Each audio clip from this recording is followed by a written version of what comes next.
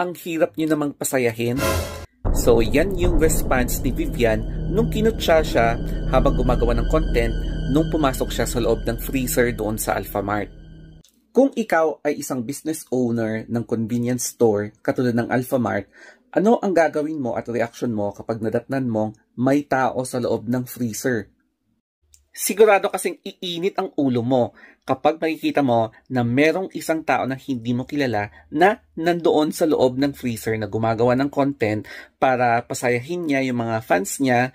Yun nga lang kasi nako-compromise yung safety or cleanliness or sanitation ng mga produkto mo.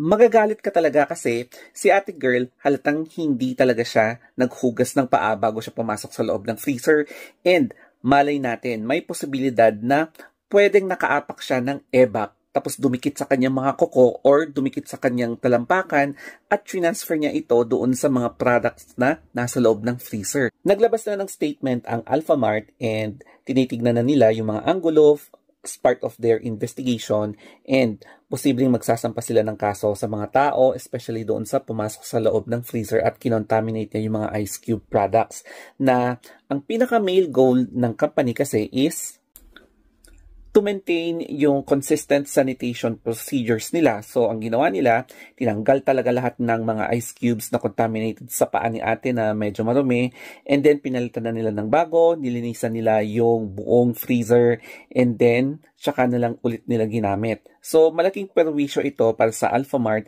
dahil it wastes time, effort, tsaka nasayang yung mga produkto, and it also wasted their money.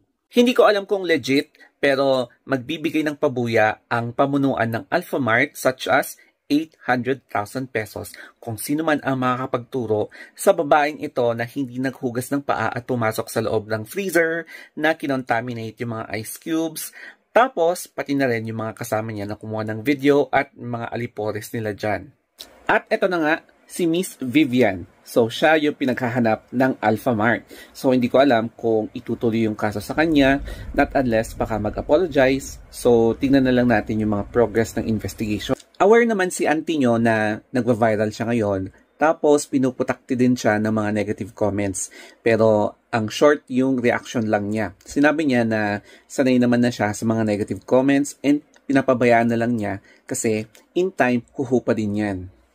Chinek ko rin yung mga post, yung mga pictures, yung mga ganap ni Ate Vivian, and ang mga napansin ko sa kanya is mukhang mabait naman siyang tao, tapos nagbibigay siya ng saya. So, parang siya yung giver of happiness para mapasaya yung mga nakapaligid sa kanya.